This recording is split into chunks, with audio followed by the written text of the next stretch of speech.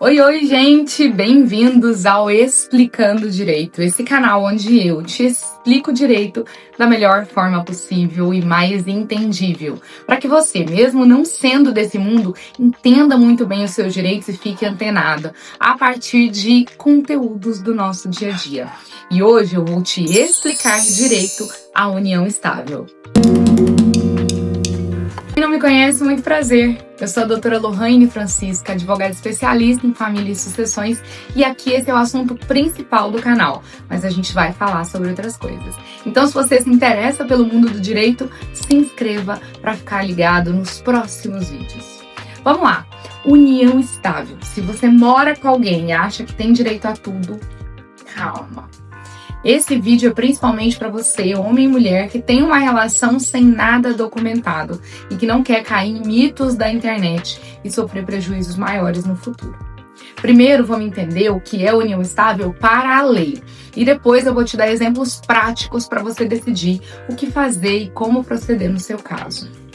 Para a lei, a união estável é uma relação com 3 requisitos objetivos, mas que talvez na prática sejam difíceis de provar.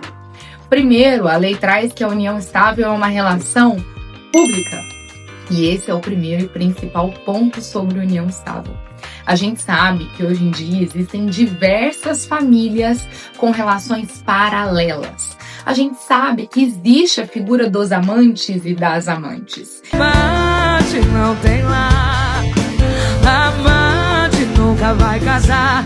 Então, se a sua relação com essa pessoa é escondida, vocês não têm fotos publicadas em redes sociais, não saem para restaurantes e locais públicos, a família de ambos não sabe, não conhece um ao outro, essa relação não é considerada pública. Então, você não preenche o primeiro requisito. Além de ser uma relação pública, a lei pede que essa relação seja contínua. E aí também é um pouquinho difícil de comprovar, concorda? Como é que você vai mostrar, se precisar, que a sua relação foi contínua? Eu vou te dar exemplos no final.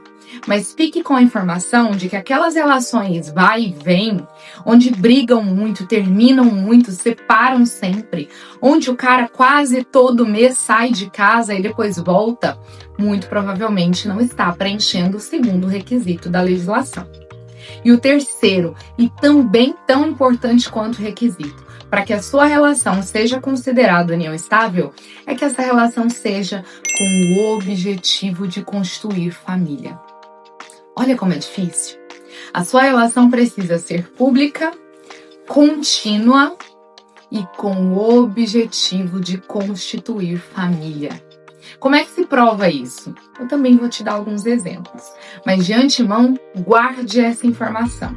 Se a sua relação é só um namoro, e é aí que se diferencia da união estável, vocês dois são um casal, é uma relação pública, contínua, que durou aí por muito tempo, mas que em momento algum se demonstrou a intenção de constituir família. Em momento algum deixou e ultrapassou o limite de um namoro. Então, essa é a principal diferença entre o namoro e a união estável. E se vocês não tiverem provas disso, essa relação não vai ser considerada união estável. Vamos falar de cada um agora de um jeito mais prático? Primeiro, para desfazer alguns mitos que talvez estejam na sua cabeça, eu preciso te falar que a união estável não exige um tempo mínimo. Eu não acredito não, Charlene. Sim. Como a gente já falou, namoros podem ser um tanto quanto confundidos com a união estável, principalmente quando são namoros longos. Mas eles não se transformam automaticamente em união estável se forem longos. E aí eu te faço uma outra pergunta: o que é longo, né? O que é duradouro? Algumas pessoas têm em mente que é necessário morar junto por 5 anos e ter filho para ser união estável. Não. A lei não exige tempo mínimo. Pode ser que uma relação de 1 ano seja considerada união estável e outra de 5 anos não, a depender dos outros requisitos. Esses requisitos precisam ser preenchidos juntos. Não adianta ter a união contínua e duradoura, mas não ser pública. Não adianta ser uma união pública, mas não ter a intenção de constituir família. Deu para entender? O segundo ponto e mito é sobre filhos. Alguns casais resolvem não ter filhos, outros, por mais que tentem, não conseguem. Outros, até sem querer, têm aí 3 ou 4 filhos. Mas isso também, sozinho e unicamente por isso, não é um requisito para união estável. Lembra o que a lei diz? Relação pública, contínua e duradoura e com a intenção de constituir família. Não fala que se você tiver filho, automaticamente é uma união estável. Ainda assim, pode ser um namoro. Pode ser que esse filho nem tenha sido planejado. E por isso, por essas questões serem muito subjetivas, a lei não trouxe como requisito. Então agora você já sabe que não existe tempo mínimo ou máximo para a união estável e que ter filho não configura a união estável. Um outro ponto muito importante é a respeito das provas de quando você quer constituir uma união estável. E a gente vai falar agora. Vamos lembrar que se você em algum momento da sua vida precisar provar a união estável com alguém, ou vai ser porque essa pessoa não concorda e está negando a união estável, ou porque o seu companheiro ou companheira faleceu. E por isso é tão importante ter tudo muito bem registrado com documentos, caso vocês não tenham a declaração de união estável, a escritura pública registrada em cartório.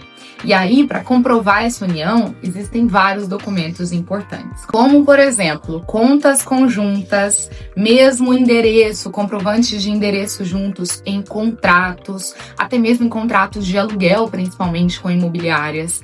Fotos em eventos públicos também serve para comprovar. A dependência, seja no imposto de renda ou em algum outro plano de saúde ou plano funerário, além de registros também de testemunhas, isso é muito importante para comprovar a união estável. E ali dentro do processo, o seu advogado ou a sua advogada vai saber como utilizar demais informações que talvez também sejam importantes. Tá, doutora Lohane, o que muda na minha vida isso? Por que é importante eu ter documentos para comprovar a união estável? O que eu perco ou ganho com essa relação configurada? Primeiro, você precisa lembrar de um assunto muito importante, que infelizmente ainda é muito tabu entre os casais e eu vejo poucos clientes que conversam sobre isso enquanto estão com seus companheiros ou companheiras. Regime de bens. Isso muda tudo na hora que essa relação acabar. Seja ela acabando porque vocês dois resolveram se separar, seja ela acabando porque um de vocês dois faleceu. Ou seja, a sua relação vai acabar de toda forma, mesmo que seja a morte que separe vocês. No caso da união estável, caso vocês não tenham a escritura, não tenham definido o regime de bens por escrito, se for configurada a união estável depois, comprovada ou confirmada por sentença judicial, o regime de bens vai ser o de comunhão parcial. Isso significa que aquilo que vocês construíram juntos, compraram juntos, e por isso também é importante ter definida a data de início da relação, vai ter que ser dividido por os dois. Se vocês não falam nada, o regime é esse. O que comprou antes, adquiriu antes de cada um. Aquilo que constituiu depois, divide 50-50 pelos dois. Agora, vocês também têm a opção de definir juntos um regime de bens, que pode ser esse da comunhão parcial, que pode ser o da comunhão total, que é aquilo que vocês também compraram ou construíram antes, junta e se divide pelos dois ao final da relação, ou de separação total, que tudo é separado e aquilo que cada um comprou continua sendo seu, independente do outro, mesmo após o fim da relação. Observação importante que às vezes gera muita confusão na hora de partilha de bens, no caso de união estável e também de casamento. Quando a gente fala da comunhão parcial, que tudo que foi adquirido ou construído depois se divide por dois, lembrem-se que não entra nessa partilha doações que tenham sido feitas exclusivamente a um dos dois e herança, tá bom? Herança e doações exclusivas não entram nessa partilha, mesmo na comunhão parcial de bens. É muito importante que você entenda que definir muito bem essa relação e comprovar a união estável te garante direitos, tanto a herança quanto a pensão alimentícia entre ex-companheiros também, se for o caso, e não só para o filho, além das questões de guarda, convivência e pensão garantidas aos filhos. Gera também direito a benefícios do INSS, se for necessário, e um direito muito importante, principalmente para você mulher, que é o direito real de habitação. Por isso, mulheres principalmente, se atentem e se preocupem com a documentação dentro de uma relação, porque tudo pode acontecer e quem não define, não se organiza, deixa a bomba para o final. E o meu conselho final para você, se não for possível você declarar a união estável em cartório, o que é o ideal para assegurar os seus direitos e dos seus filhos, é que você guarde provas de tudo que você paga, gasta e faz. Guarde provas dessa relação e não se deixe enganar. Trate a sua união estável com a mesma seriedade de um casamento. É claro que ninguém se casa e ninguém entra numa relação querendo terminar. A gente entra com o coração aberto, apaixonado, sério. Mas a gente vê todos os dias exemplos cruéis de relação que deram errado, e principalmente de mulheres que foram enganadas e saíram sem nada. A união estável pode te garantir muitos direitos e te proteger, ou, caso você ignore, te fazer perder patrimônio. Se esse vídeo te abriu os olhos, te ajudou, comenta aqui a sua situação, compartilha com quem você sabe que precisa saber essas informações e até o próximo vídeo. Tchau, tchau!